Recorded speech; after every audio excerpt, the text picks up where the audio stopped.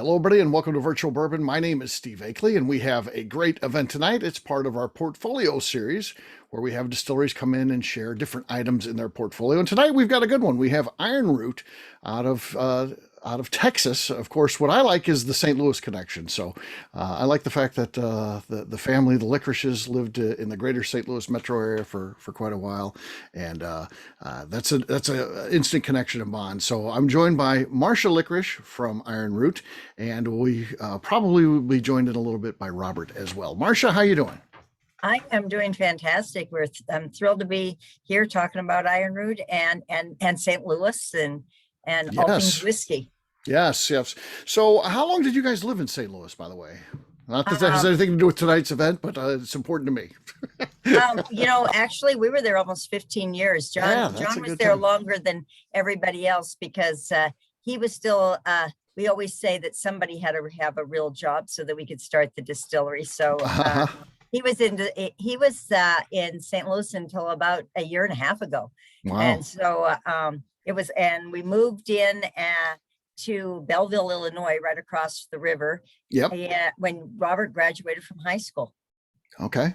Oh, very cool. So that was a bit of a time frame, and both boys went to graduate school. Of course, they're at St. Louis University, and Jonathan also went to WashU. So enjoyed their time and have a lot of good friends and people we enjoy seeing back there. Yes. And the Cardinals. And the Cardinals, yep. Great schools too, by the way. St. Louis University and Washington University are excellent schools. So can't say enough good things about them. So cool. I'm glad that you guys were here and experienced that and enjoyed your time here. I don't know.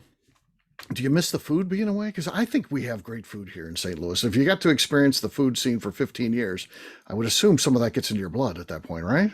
It does. And I think that when you think about 15 years ago, boy, there's been an expansion, but there were phenomenal chefs in St. Louis. I had some of my most memorable meals. There was a young chef that was doing magnolias, and it was down by Ted Drew's at that time, and he could blow you away. And of course, if you've been to the Hill, the old days of the Hill and all of the restaurants out there, they're all great out there too, by the way. The Hill, they're all fantastic. Yeah. And even I remember my first experience with dried aged beef and the phenomenal fish stores that we could even because they flew it in like hourly, the fish. Right. And it was a great time to be in St. Louis, and we enjoyed every single minute of it. Great.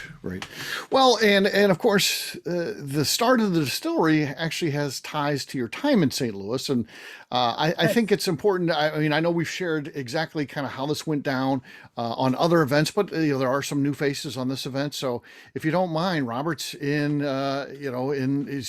getting close to being a lawyer, and he's at Christmas break, and you guys are sitting around having Christmas dinner. And what does he say at this point? He says that he's getting his JD in May, and I'm so excited. I had a toast, because it's Christmas dinner with, and I think I was drinking wine back then, and then he says, "But I've decided I'm not going to practice law. I'm going to become a distiller." When I tell people, I do the tours and the tastings on Saturdays here, and I tell everybody it's a warning that going to a distillery and experiencing the excitement and the experience of being in the distillery was actually what planted that seed in Robert and Jonathan's head. We were on a family reunion about 4 years earlier in Spokane, Washington, at a place called Dry Fly. And when we walked in, it was all that beautiful copper, and it was so much fun. And John and I are from Montana, and we grew up in a mining town, Butte, Montana, home of the Copper King. So when we say copper's in our blood, it probably really is, right? So when we walked in, I said it planted that seed, and I think that seed grew as he was getting that law degree, and he enjoyed law, but the passion wasn't there. And I think he was doing more on the side, reading about distilling than he was some of his law school books. But that's where it all began. And they decided that they would come back to Texas. Jonathan, of course, was born in Texas, and they grew up all over Texas. From the time Robert was in kindergarten, they lived from Corpus Christi, Amarillo, El Paso, went to college. Jonathan, of course, is from Texas Tech. And his first degree was industrial engineering and pre-med there. And Robert went to Austin College. So, and Jonathan's wife is from Texas. And so that's kind of was the pull back to Texas from Illinois. Had Jonathan and his wife not been quite so adamant about Texas, Robert probably would have stayed in Illinois. He enjoyed St. Louis. Yeah. So as this is happening, did you have like an inkling of, Robert was thinking about he didn't want to be an attorney or anything like that? Or was this like a total blindside at this Christmas dinner when he tells you this? I was blindsided. I think Jonathan and Robert had been talking about it a little bit, because Jonathan jumped in awfully quickly. And John just looked at him and he said, well, guys, you're only young once. I've always worked for somebody else. And he said, working for yourself is a good thing. He said, why don't you, if you're going to do it, go for it. Okay. And you can't take your education away. You both have your educations. And if you need to fall back on it, you can, but otherwise I'll support you with it. And once their dad threw in his hat with them and said he would support them, we all jumped on board. Okay. And were you on board for the good? Because I want to clarify, a couple things. First of all, Robert is months away from completing his degree, and he's going to become an attorney. And Jonathan has a successful career as an engineer already. He's already out of school and he's doing well. And again, he's got a wife. And is there anything telling you, oh, this is crazy. You can't, you guys, you're on track for something else. Are you just like on board too? Or you're just like, yeah, let's do this. Jonathan, I was a little bit taken back because he did have a wife and a daughter, and he was working for Medtronics. And their R&D department, and worked hard to get into that, doing the research for Medtronics. But when he jumped on, I'll tell you what really just started that ball rolling so quickly, though, was when Rob graduated from St. Louis University. We went in and we were packed up his apartment complex. He was down there just a couple blocks from the university, brand new apartment complex. We went out for dinner. And when we came back, the entire building was on fire, and it burned to the ground. Robert lost every single thing he owned except for his car, because we were in it at the restaurant. And of course, being the good student he was, his insurance was up in May, and it was like June 6th. So he had nothing to fall back on. So as he came home, we lived, just outside of St. Louis. And when, after sitting there looking at each other for a couple of weeks, I looked at him and I said, we're only 4 hours from Louisville. I think it's time we do that Bourbon Trail. So I always say it's fate that got us into this, because everything, if we needed a push, that was the push. There was no more sitting on the fence. The law books were burned up. Everything went out. So there was no studying for those law exams, because everything was gone at that point. So off we went to Louisville, and we had the opportunity. We were staying down Louisville. We met the people at Vendome, and by accident, we got on a list. We went down there. In those days, you could walk in. Now you have to have appointments. But back then, we just kind of wandered in, and they were so welcoming. And they had us sign, as we came in. And I thought I was signing, like a visitor pass or something. Right. Only to find out that we're going to fast forward when we get ready to look for a still. The waiting lists are 2 to 3 years long. And when we called Vendome, they said, "Well, we are getting ready to call you. You're next on the list." Wow. And so that list of, we're going to start a distillery and we're going to need a still, was already in place without us even knowing it. So obviously, there's some bad luck there with the apartment burning down, but there's also some good luck that happened, some good fortunes that happened as well. So something like that. Didn't have to pay for a mover. Yeah. Yeah, I mean, if it's going to happen to you, I guess when you're a college student, I guess that's the best time because you don't have a whole lot. That's for sure. I know I didn't have anything worth saving when I was in college. My wiffle ball stuff, I guess, would have been the most important thing. so, But so, and again, this is such a business that is just steeped in family traditions and things like that. And you guys are, first generation, distillers. So how do you get up to speed? I mean, I know you go to Louisville and you see some things, but how do you then take what you're seeing and turn that into, hey, this is a viable business now. We can do this. when you think about it, that's the whole state of Texas. Mm-hmm. Nobody has the history here. The history of bourbon in Texas is about 13 years old. Yeah. With Dan Garrison. And we always talk about, the distilling in Texas. And so what did he do? He didn't have neighbors and cousins like you do if you're from Kentucky. So he went to Kentucky, and he had a well-known Kentucky distiller, and that's where he kind of started. Up the road a little bit was Balcones, and Chip Tate at that time was running Balcones, and he went to Scotland, and he went, I believe it was Brooklady, where he went. And so when you look at Balcones, that's kind of where they got their start, because I remember them winning their first big award was actually in single malt. Way back, they had this big article in the New York Times. It was quite exciting for Texas. So then when we got up, we ended up in the Denison area, and we always say that's fate. And it was the brandy and the cognac and the relationship with the sister cities. And so when we started, they went to brandy classes with Hubert Germain Raban and his apprentice Nancy Fraley. We met her early on, and they influenced a lot about using the French brandy techniques to help us tame this Texas climate.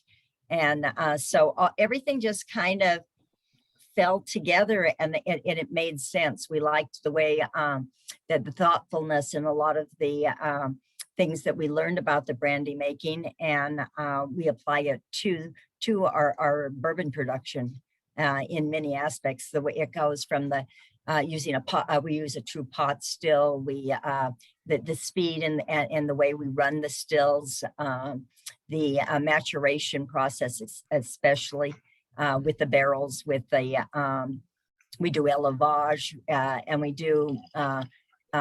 We start watering down in barrel early on. We do an 80% fill. We do a lot of things looking for ways to mitigate some of the angel share, and ways to we've always used large barrels. We started with 53 gallon, which is a different for a lot of, especially 8 years ago. Everybody started with small barrels, but we didn't. Our barrel number one is 53 gallons. We traditionally are doing 63 all the time now. So we've moved it up just to get a less, it's all math and science. It's the amount of wood to liquid ratios. And if we can reduce that, it helps us manage the tannins. It also helps us with the angel shares. And and that all came from the relationship with brandy. And we've had that because of it. We've had, we've met wonderful, we're sister cities with cognac. So we've had like Marc de Rose has been to the distillery. We've had from Maison Ferrand, we've had Alexander Gabriel, and we've been able to go to France. And so those have all been great learning opportunities for us, and helped us really look at and see how we can apply. Of course, you can't do the same things they do in France because of the, of course, bourbon rules about, keeping things in barrel and things they don't have to deal with. But if you think about it, you can think of ways to be creative and use some of those techniques. Yeah. Well, let's try our first whiskey, and we'll follow the proof order. I think that's always a good idea. So the first one at 100 proof, Promethean? Is that how you say that? Oh, I love Promethean. Yeah, let me grab it right here. Okay. Now, when Tell we us a little do- bit about this one. Yeah. Okay, I think maybe one of the most interesting is we started with heirloom corn. We hear a lot about it now, but eight years ago, you didn't hear much about the use of heirloom corn. And we use heirloom corn a little bit differently than a lot of distilleries. We started using Bloody Butcher corn in our third distillation, so it's been around for us a long time. You have the traditional bourbon mash bill of the yellow dent corn, malted barley, and rye is the flavoring grain. So Jonathan likes to explain it as he's an artist. He said, if you have your basic colors, what you want to do is add to it, or if you're a cook, it'd be like adding seasonings. So instead of doing like 100%, because heirloom corn doesn't give you a good return on your money for volume when you're making your whiskey. So we use additional 5% of different heirloom corns. And the first one's Bloody Butcher. Second one we do is a beautiful purple corn. We do Floriani corn, and we do a rye, and we do our mashes separately, so that we depend a lot on blending at Ironroot. So it is depending on how we balance these basic mash bills and blend the barrels at the end will depend on what you get. When we do the Harbinger, it tends to feature the Bloody Butcher in the purple. But when we do this Promethean, it's the flip side. We're going to work with that Floriani corn and the rye. And the Floriani corn is wonderful. It adds, it's one of the few that adds a nice spice to it. I think when you get the tasting of the Promethean, usually get some wonderful chocolate notes, but it's like Mexican chocolate. It's going to be a cocoa with like a little bit of cinnamon on the back. And you get some nice dark tea. It is deep, it is dark, it is the workhorse for the cocktails as far as the old fashions and the Manhattans for people who like to make cocktails. We also have a lot of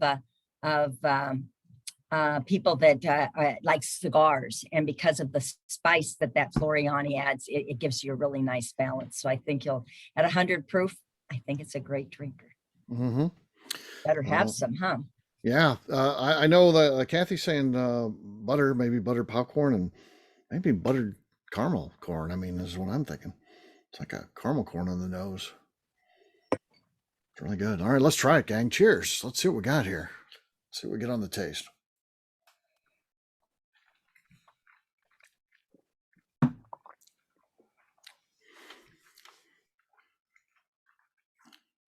I get a lot of dark fruit. I get a lot of figs or the plums, some nice dark tea on that mid palate. Yes, yeah, I get that too, and it's kind of a nice spicy finish to it too. So kind of sticks around on the mid palate and kind of heats up nicely on the tongue and upper palate. Yeah, that was the nice surprise. It was dark, rich fruits with plums, and then that finish just kind of pings with some peppery spice. Yeah, cherries, spice cookies. Yeah. What else you guys thinking out there? What else you getting on this one? It's got some legs too. Mm-hmm. Dried cherry. Yeah. So coming in, very nice finish. Yes, finish is really good on this one. What I like about it is there's lots of layer of flavor, and as you take a second drink, you you keep finding more things in it. It's kind of it's layered. Mm-hmm. Yes. Yeah. Which I think is one of the greatest things about American whiskeys is the layering of flavors, and this certainly has that.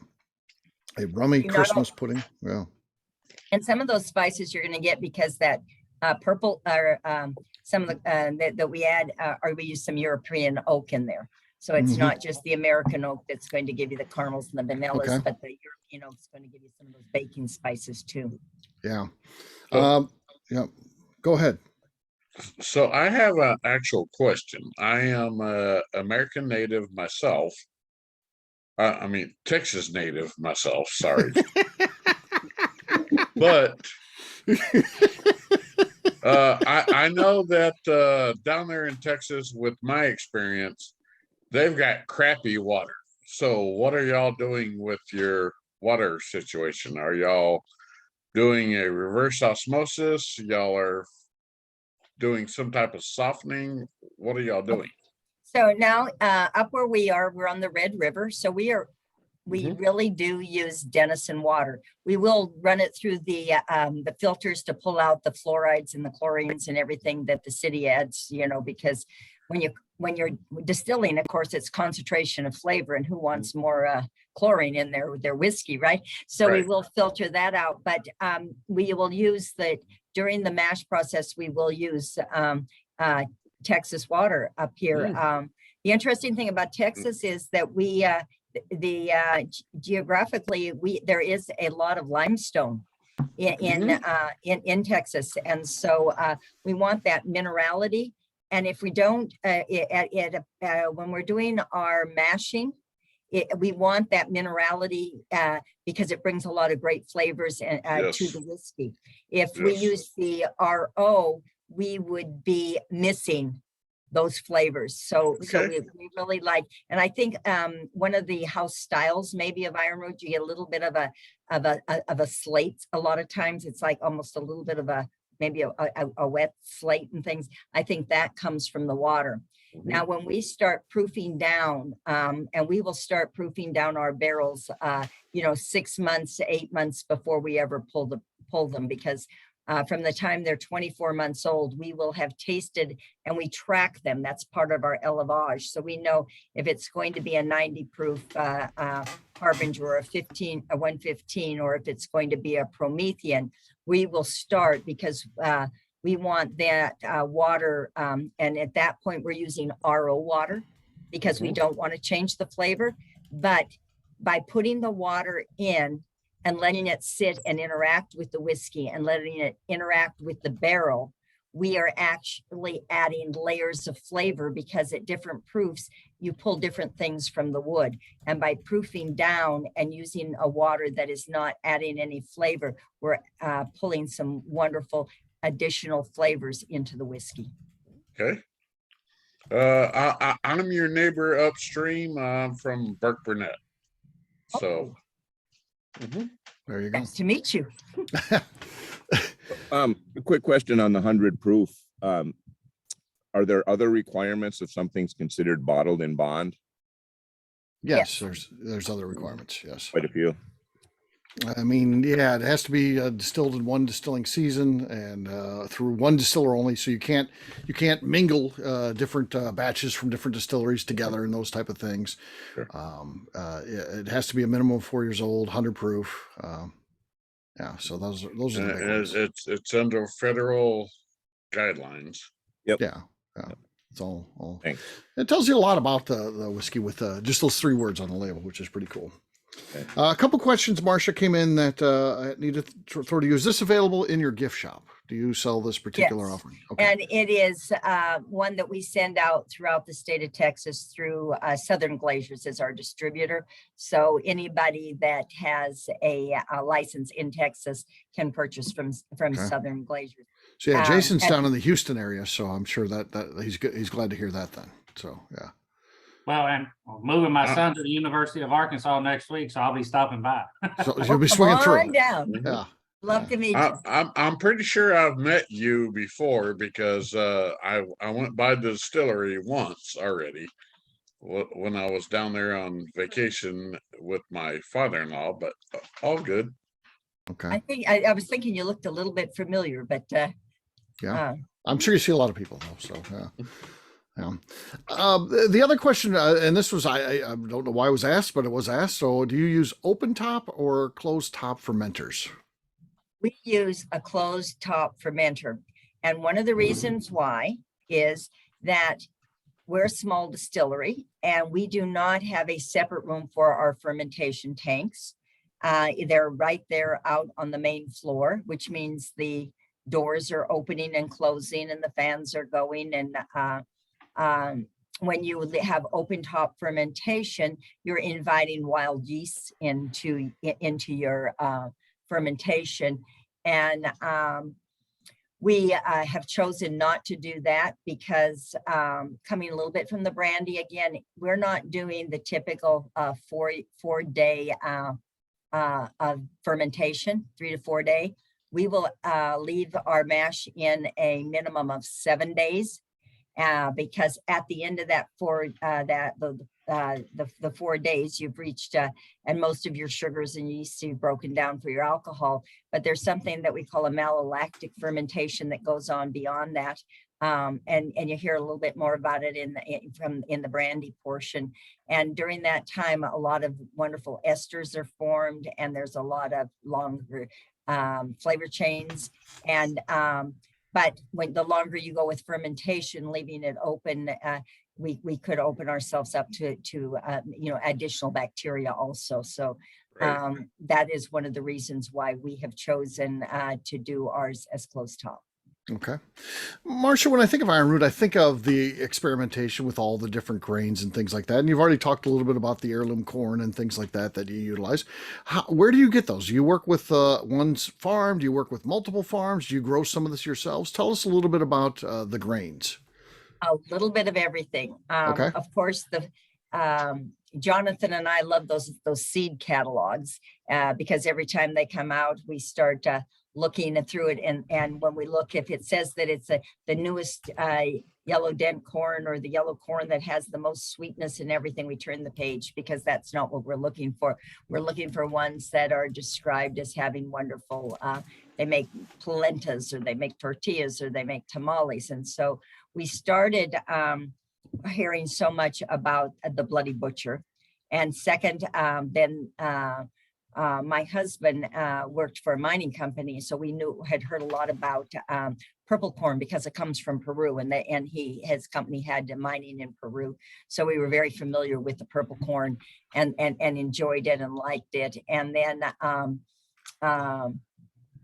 as we got more into it, and it follows still that brandy background, different wines, different flavors. So we started looking at the different corn varietals, and eventually we started looking at different rye varietals with the heirlooms, and understanding that what is very important is what we call terroir, and it means of the place. And so not only we were looking for grains that would grow within 60 miles of our distillery, so we started bringing in and having them grown near the distillery.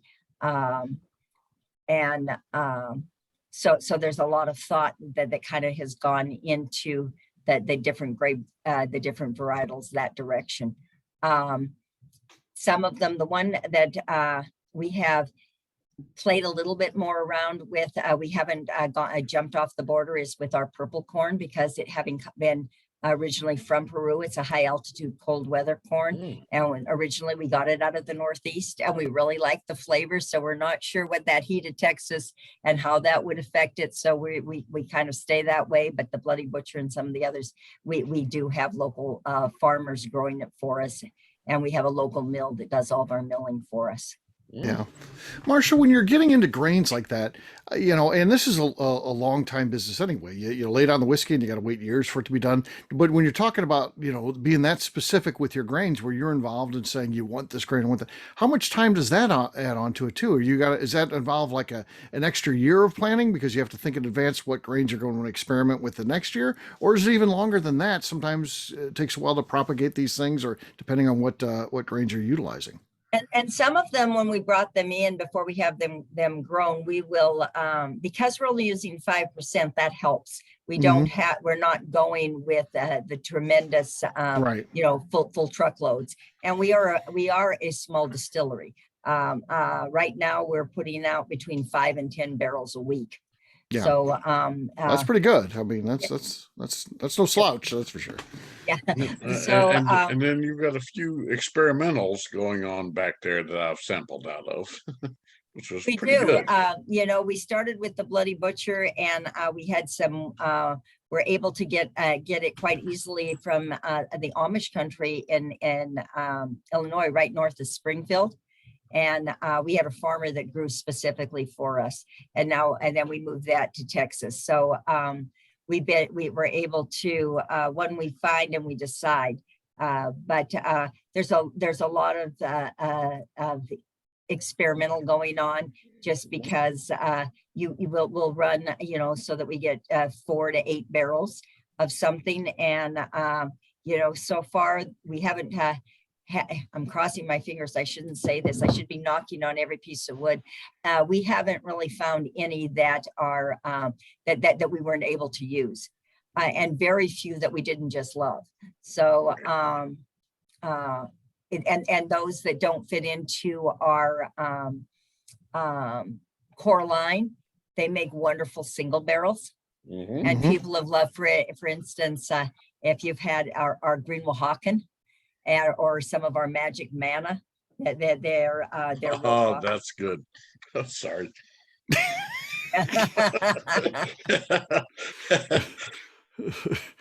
It's like Danny's stream of consciousness on this one. So, and these experiments themselves, is this a collaboration at all, or is it all Jonathan as he's distilling this stuff? How do all these things come about?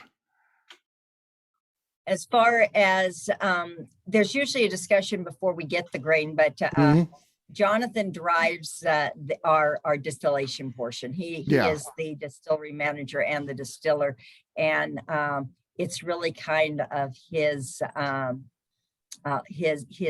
thing. We find Robert, of course, has to be coming from the law degree. That means he has to run the business portion. He has to make the dollars make sense. He has to do the sales, and then he has to say, along with our distributor, you can't have too many SKUs. I didn't know what a SKU was, but now I know. You learn all these things, and so that he tries to keep us focused a little bit, that in order to build a business, you really do have to have a core line. So Robert then would give us numbers. You could only do 6 experiments. So we'd get the 6 done, and about 6 months later, he will have forgotten that he had put on the brakes, and we squeeze in a few more because it's so much fun. Right. Yeah, absolutely. All right. The next one, Marcia, that we've got on our list comes in at 112.2, Apotheosis. Oh, did you get the nice. Apotheosis with the Pinot de Charente, or the Apotheosis with the Armagnac? All right, I got to turn it over to Justine here, because all that goes through her. She does all the samples for us. So, Justine, you want to come on the mic here and tell us what we got? It's the first one that she said. Okay. Yes. De Charente? Yeah. Pinot de Charente, yes. Yeah. That goes right Can't back to pronounce our. it. Yeah, that's okay. Pinot de Charente is a wonderful wine that we tasted when we were in Cognac, and it is it's a sweet wine, but it's I wish Robert were here on this, because he's so much better of describing how they make it. But it's more of, they take the juice of the grape, but they also add back into it the cognac, and it has a great sweetness to it. And so what we did is we took some of the Ironroot distillate, and we put it in these finishing barrels that we imported from France, and we left it there for, oh my gosh, our finishing barrels are usually 6 to 9 months, but I think some of those were we had them over a year. And I didn't think we were going to have anything left, because the more Rob tasted it, the more he liked it. And everybody who walked in the door, Robert gave him a taste of it. And I said, by the time you get this out, you're not going to get to taste it. But when we finish our whiskeys, we want you to have a sense that you're drinking a whiskey, but you also want that elevation of the flavors of the Pinot de Charente. And I think you'll really enjoy it. Okay, let's give it a taste. This is definitely saying cognac. Cheers.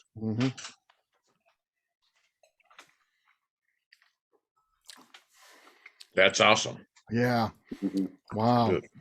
That's pretty good. Yes. Yeah, gives a sweet, and you can almost taste the grapes in there too. I mean, Yeah. it's literally Yeah. Just it tastes like grape, not even wine. I mean, like grapes. So it's really good. It's sweet, but it's also Right. heats up nicely at the end too. And but it's just there's no holes in the palate. This one just goes across the whole It's- thing and just perfection for sure. Well, I got a I've question. enjoyed it. Is this kept at your shop? uh So no. that way, We did the one release of the Pinot de Charente. There will be more to releases, but it was when it came out, it really sold out quickly. People were anticipating it, and when it hit we sold it through the website and then at the distillery. And the Robert share had an impact on it too. So And Robert shared. I mean, y'all would have had some if Robert hadn't tasted it. We could tell him about that. the old Robert share, yeah. Well, that is really good. So yeah. I've not tried that one before, so that's fantastic. Really enjoyable. We've done in the Apotheosis line, we also did an Armagnac that was equally as good. And there'll be other whiskeys that come under Apotheosis. It will always be the Ironroot grain to glass in a finishing barrel. Okay. I'll look for that when I go down there. Do you know the age of this, Marcia? We had a question come in from Steve L. I don't even have one here for me to Right. to look at because You're pinch hitting. I get it. Yeah. well, and filling in for us. Yeah. but I'm thinking that the whiskey that went in it was probably at least 3 years old. So yeah, I'm going to The say color's the really 4 to nice 5 on it. Yeah. That. The 4 to 5 year old is where I would be guessing. Yeah. It seems like that would have to be right, and like I said, a little bit longer finishing time too. You said so. The combination of those things gives it a really nice color for sure. And the barrels are huge there, and so there's a lot of wonderful surface area to pick up those flavors. Whether it's going to be the Ironroot or the Saints Alley that we do with the finishing barrels, we do go to great effort to bring in those barrels from Europe and find ones that have held spirits for a long time, not 8-year-old, but more 20 and 25-year-old spirits, so that you can really get the depth of flavor. And you can, the older your barrels you are that you finish in, the longer you can leave the spirit in. If you have a spirit and you do what some people consider a seasoning, where they just put in a spirit and they season the barrel, you can't leave it in very long because the spirit hasn't gone deep into the wood. And if it goes deeper into the wood, then you're pulling your raw tannins. But if you have barrels that have held whiskey for 25 years, you can leave it for a long time because the spirit can sit there and it can go deep into that wood and pull all those wonderful older flavors of the original spirit into the whiskey. Marcia, before we get to our third tasting here, just some random questions for you. So you mentioned early on your husband was left behind here in St. Louis area, finishing up his job. And so you guys are all down at the distillery. He was left as the person with the real job to make sure you guys, could do this. But this didn't benefit him all when it came time to retire and work at the distillery. He is now the low man on the totem pole, isn't he? Well, we do call him Intern John. and he kind of got that because when he came, the boys now having their father under them was that that was always right. So they said, well, if you can work, for 6 weeks with no mistakes, then you get promoted. Well, he's not around, so I can tell you the first story. So he wants to drive. He thinks because he worked out in the mining business and during strikes, he had driven forklifts. So he's going to drive, right? but he chooses to do it with the glass bottles on it. And when he hits the bump in the parking lot and the glass bottles fall on the ground, yeah, he lost all credibility. Yeah, back down to not Yeah, getting down promoted to the there. That insurance. starts him again. Yeah, But starts him again. then he started getting a lot of attention, and Uh-huh. pretty soon people are sending him gifts. He's getting notebooks that says, best intern and Best and intern. coffee cups and all of this. And all of a sudden he thinks it's pretty neat being the intern. So I don't think he's working too hard to get out of that job. Oh, that's funny. So, yeah, Marcia, I have to ask because, a family business, and again, not coming from this industry, so it's not years and years of tradition here. You guys start making whiskey down there in Texas, and I'm sure you're tasting it yourselves, and we know the benefit of hindsight. We know that you're making good whiskey, but are you worried that it's just you're thinking it's because it's us and we're making this, it's good stuff, and so I assume that at some point you have to let others try it. And then what was that reaction like when you started to go outside the circle of just family members tasting what you guys were making there? Well, the first person was actually, I think, Nancy Fraley came. Okay, well, that's a big deal. I'd be nervous with that one. Yeah. Well, she came when we were starting our first distilling. I do remember getting nervous because she had gone home, and the first run of the still, they called, and all this excitement that we have spirit now, and she asked what they were taking it off, what proofs, and when they told her, there was this emptiness of nothingness on the other end of the line, and she said, well, I guess you're going to leave those in the barrel for a long time. So then, of course, I'm in a panic, but when we started tasting whiskeys, and the fun thing about Texas is, they were the whiskey was in the barrel 6 weeks, and all of a sudden, there's flavor coming out of it. You can taste it. Mhm. So From the heat down there. yeah, you didn't have to wait as long as you do a lot of other places, and you start tasting it.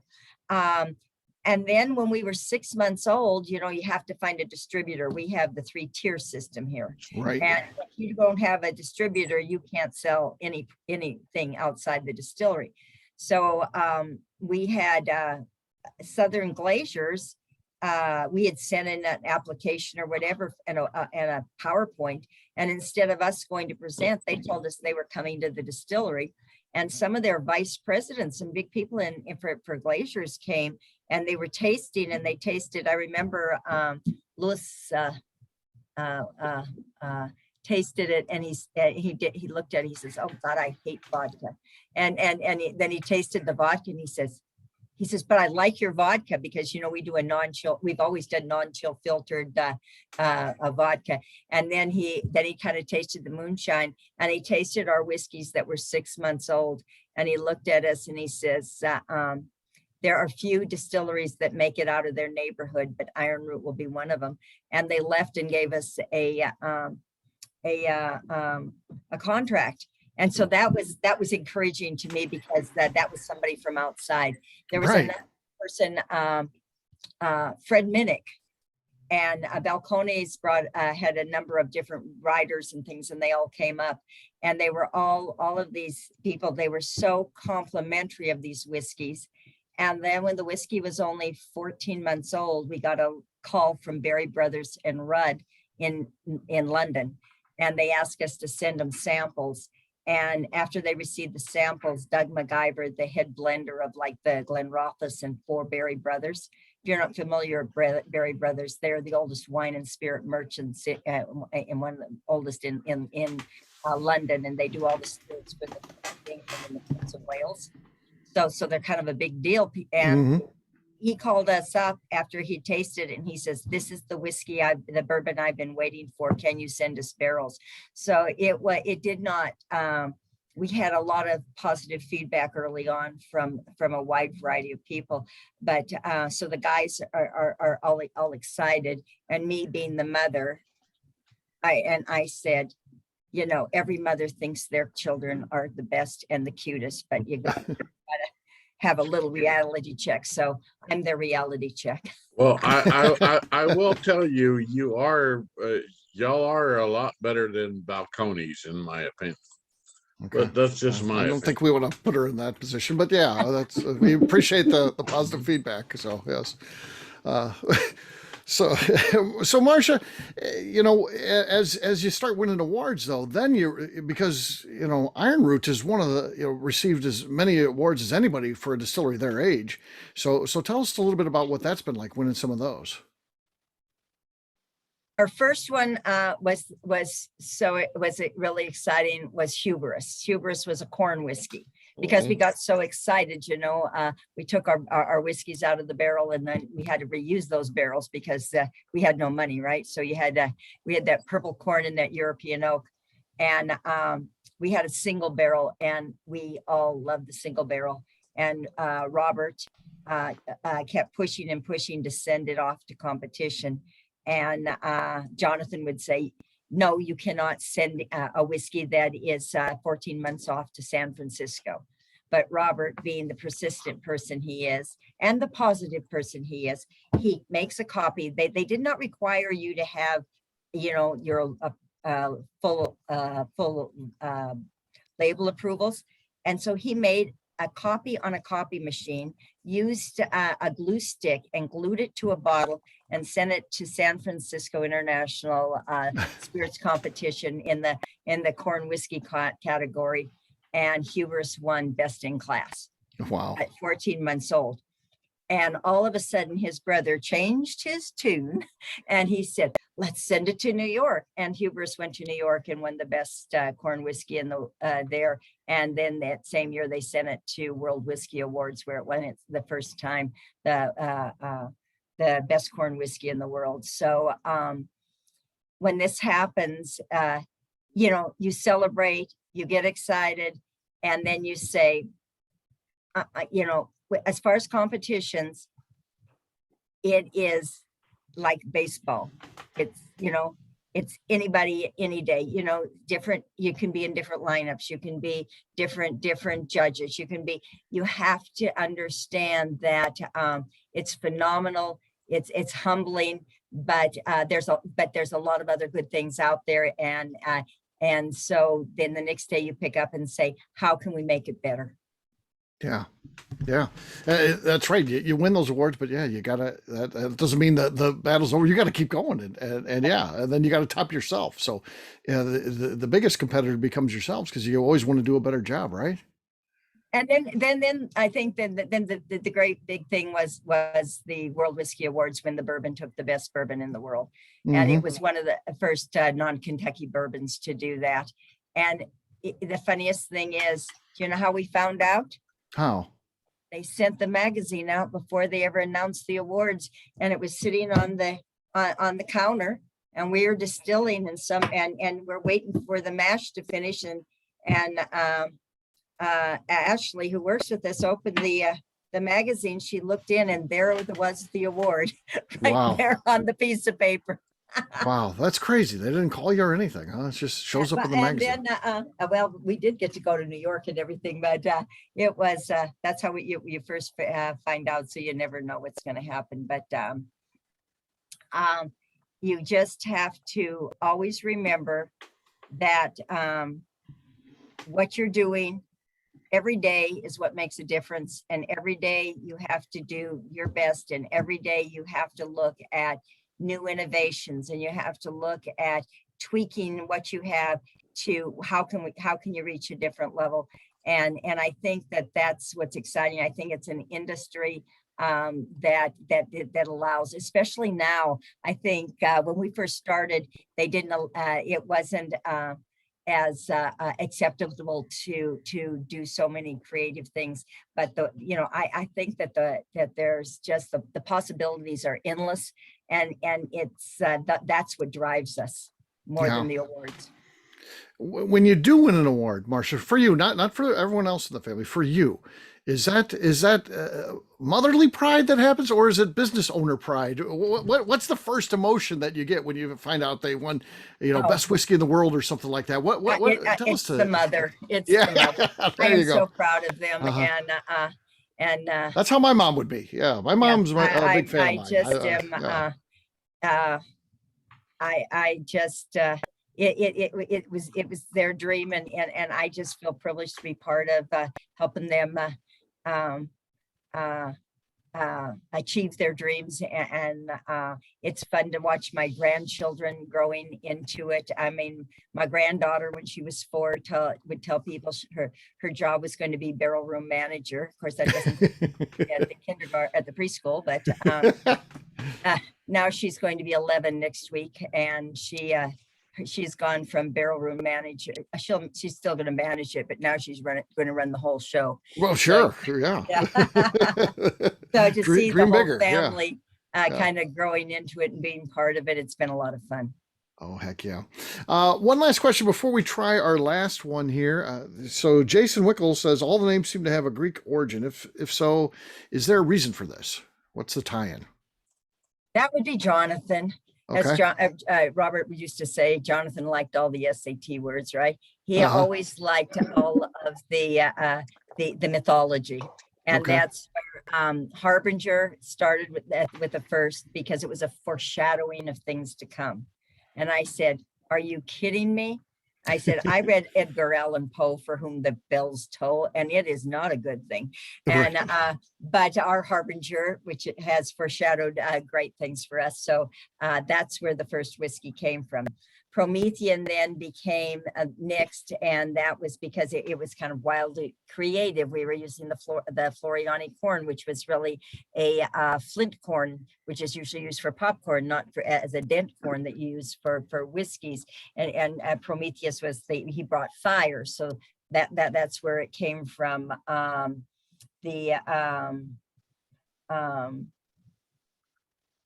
And then, you know, and then we get to the Harbinger, and we went to the XC. Most people have no idea what it means. And XC is actually a Roman numeral because Jonathan didn't want little or baby.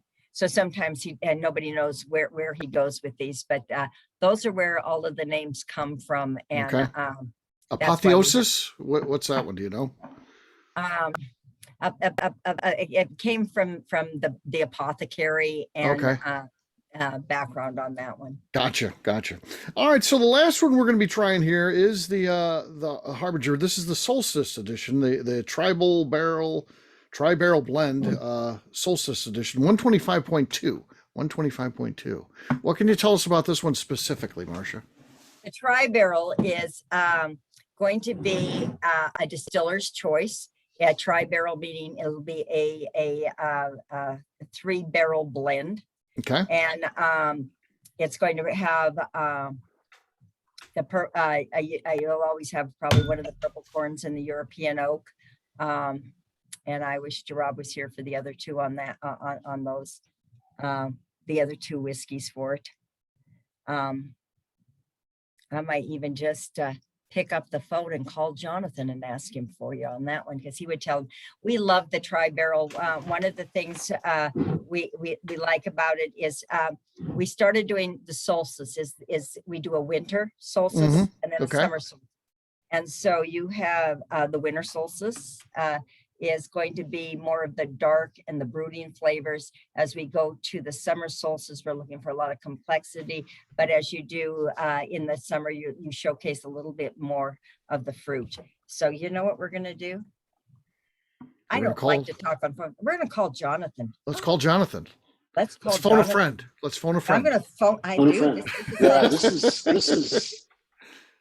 this is smooth and rich. Mm-hmm. The 125 solstice. Yeah. Yeah, 125.2. Yeah, Solstice. We won't talk about the fact that it's 125. Jonathan, this is phone a friend. And I'm on with Steve, and they're doing the last tasting of the solstice that is the 125. Oh, okay. So it's for the latest summer solstice. It's okay. Can you tell them which 3 barrels you chose for that and why? Well, yeah, I can do that. So one of the ones that we chose for that was going to be actually has a little bit of mesquite in it. So, and it was barrel 212. It was pretty old. We called it kitchen sink whiskey, or no, so we got kitchen sink whiskey and mesquite. Those are the Yes. two that go together. Okay.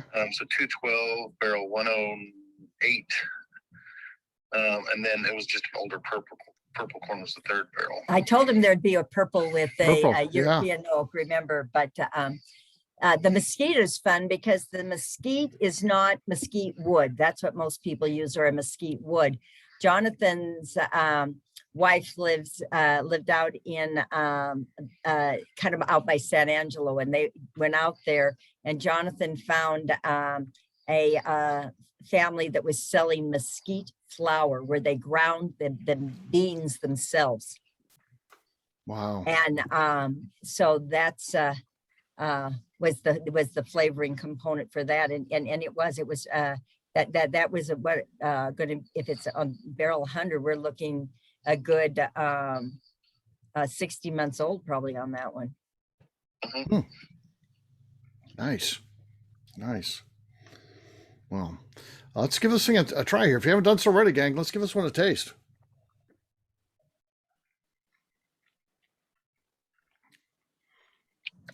It's good, isn't it? It really is. Yeah. Mhm. And this is the one that just came out. And you asked me a minute ago about awards. Mhm. This one, the best cast strength bourbon in New Orleans at the recent competition for the Tales of the Cocktail. Oh, Tales of the Cocktail. Yeah. Wow. Congratulations on that. That just happened. So that was is just last that is week. breaking news. Yeah. Breaking news on that one. Mm-hmm. Thanks, Jonathan. Appreciate it. Yeah. Thank you, Jonathan. Appreciate that. That was good. Get it right from Get Jonathan. right in the horse's mouth, and we don't. No messing things up, right? Right, exactly. Don't say anything wrong. So, Yeah. no, the flavor on this one is just incredible. And Oh, wow. same thing. It sticks with me on the center of the palate. I get some nice spicy notes on the finish, right on the middle of the tongue. So yeah, really. What I like really. about the Solstice is usually it's one. We're a little bit more word adverse. We really with the 80% fill and things, we try to keep those tannins down. But as they get into that 60-month-old and all those older, it's coming. The nose is what I love, are the old woods on the nose, and some of that complexity that you get with a little bit older whiskey. So I think that's one of the things I like best about the tri-barrel blends. Yeah. There'll be another one that'll come out in probably November, Okay. December, right in that time frame, in time for winter, and then again only in like June, so twice a year. Yeah. Okay. So all excellent takes here tonight. You really brought us some great whiskey. We appreciate that. I'd like to open it up for a few questions, if you don't mind, Marcia. Does that sound okay? Have folks Sounds ask you okay. Oh, anything? I might have to call more friends, but we Yeah, can well, when in doubt, phone a friend. So yeah, That's no right. big deal. Anybody have any questions for Marcia about any of the whiskeys we've tried tonight, or just about the distillery, or about St. Louis too? We will always like talking in St. Louis. Not everybody likes talking about it as much as I do, but yeah. I got my new plate, Marcia. It's got the arch on there. I got the special plate that has the arch on there. I'm very happy with that. So. There's a lot of good things happening now over in St. Louis, and I'm anxious to get back. I'm hoping that I get chosen to go do Yes. and Robert has to come back and do distillery work. Excellent. But it's always a pleasure to be there and see all of our friends and be part of St. Louis. I mean, when I was there, I was at that Cardinal Stadium every chance I got. I liked the blues. I liked the food, like the restaurants, great breweries. Yep. Got some good distillers over there too. Good distillers. Yeah, we do. And of course, most of our attractions are free, like the zoo and the art museum, history museum. All that stuff is free. So come on to St. Louis. And see me at the barrel shop too. That's a vacation destination. Yeah, right. I hope when I get there, that's one of the first places I'm going. All right. Anybody have any questions for Marcia before we let her go? And Yeah, Marcia, these were all wonderful. And do you all have any special projects in the works? Yes, we do. All We have right. something that's going to be fun. We like It- scoop. It is. This is the scoop. You know, Denison is celebrating its 150th anniversary. So we wanted to do something special for the anniversary. And when I talk about our brandy background, we did distill brandy early on. In fact, our oldest brandy is just our anniversary of our distillery for 8 years is in on the 15th of this month. And soon after we distilled our very first brandy. And then, so we have a brandy that is about 7 years old. And we have imported from France, our sister city, in honor of our 150th anniversary here, cognac. And we will be doing what we refer to as a sister cities blend of cognac and Ironroot's. It's a Chenin Blanc brandy that is that's 7 years old. Oh, And this that'll sounds come out fantastic. On Yeah. we're thinking in November for on our anniversary of opening the distillery. Okay. So Wow. that'll be coming out. Yeah. Marcia, I think I missed, where is Denison? We are on Highway 75, about 60 miles north of downtown Dallas, or we're about 8 miles from Oklahoma. There you go. Just jump on I-75, head on down. There you Oh, yeah. go. Now, between all the stuff you all are doing, plus your collaboration with Grayson, plus your collaboration with Saints Alley, plus your collaboration with the pub with the Celt whiskey, how much longer can you go before you all really have to do a major expansion? Right now, we're soon. Really? Real soon. Real soon. We're working on getting maybe some plans to add a barrel room. If we could add a barrel room, the one thing that John did for us when we started is that he made us look forward.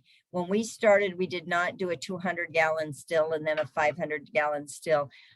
We were going to do a 500, and he said, well, what would it take to be more?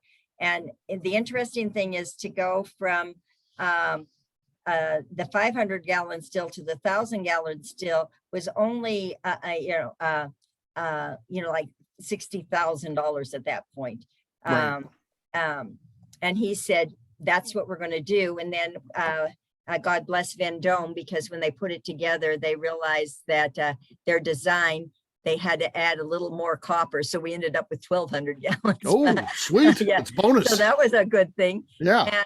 And because what happens with the distillery, it's not just the purchase of a bigger still. It is all the infrastructure. It's all of the piping. It's all of the boiler system. It's all of the chilling system. It all is related. And so this is a real struggle. And I had read earlier that, many young distilleries, when they try to make that jump, A, they change their whole profile of what they're creating. Yep. And B, they can't make the jump and they end up going out of business. So what we chose to do is, if we didn't have enough money to run the beast, we ran it less time, but we had the equipment. So we have the equipment as far as our distilling capacity. We just are really in need of the barrel warehouse with it. 1,200-gallon pot still. Yeah, you're good for a while. That's huge. Yeah. And then, yeah. and we have, the nice thing about this building